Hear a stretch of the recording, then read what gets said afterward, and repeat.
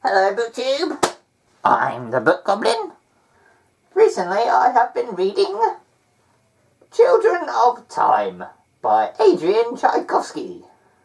And a one-word review of this book. Clever. Yes, clever. And that is certainly something it is. I would say that I primarily read fantasy as a genre.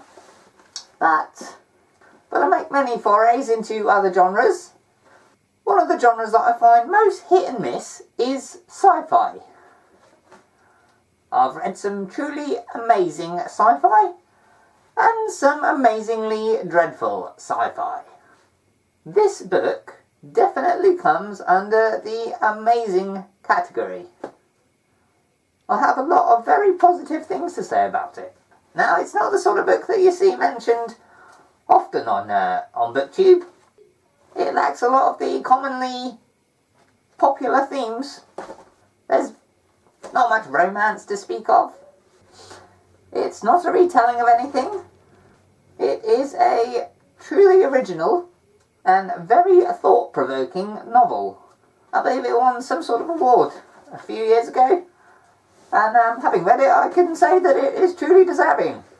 To try and give a brief synopsis, it is a story of evolution, scientific experiment, and sociological development. There are two main storylines. One following humans in their in a journey for the one following one of the last surviving groups of humans in their attempt to find a suitable home following the death of Earth, and the other follows the story of some spiders. The spiders probably make up more of the main characters than the humans, and it's done in an incredible way. So you see, the storyline takes place over, I don't exactly know, tens of thousands of years.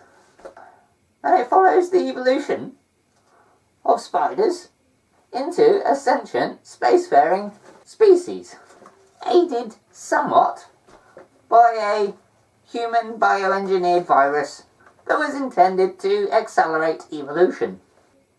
And it was the way that it wrote the following of these spiders that truly impressed me. You see, each spider generation is quite short.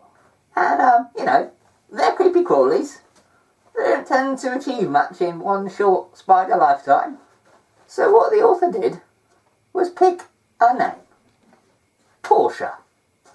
And in each generation, the spider that most closely matched that spider's personality was referred to as Portia. And there are a few other names, like Bianca, that followed through the generations as secondary characters. Clearly not the same as their predecessors, but you get a feel for what sort of character they are, despite them just being introduced at the start of each chapter. Very clever, very original.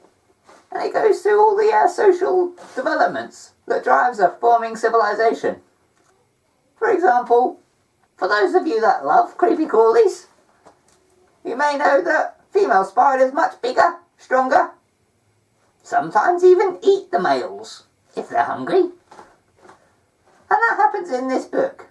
And you actually get, as they develop through society to form almost a democracy, you effectively get male suffrage, as these male spiders form a political campaign to try and win the right not to be eaten.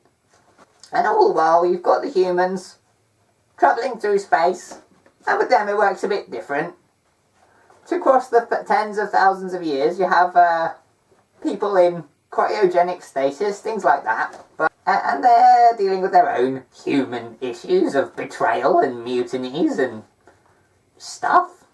But it all works seamlessly together to form an inspiring standalone story that I highly recommend. Thought-provoking, original. Only thing it really lacked was goblins. So yes, Children of Time by Adrian Tchaikovsky. Sci-fi. Potentially not for arachnophobes. Bye.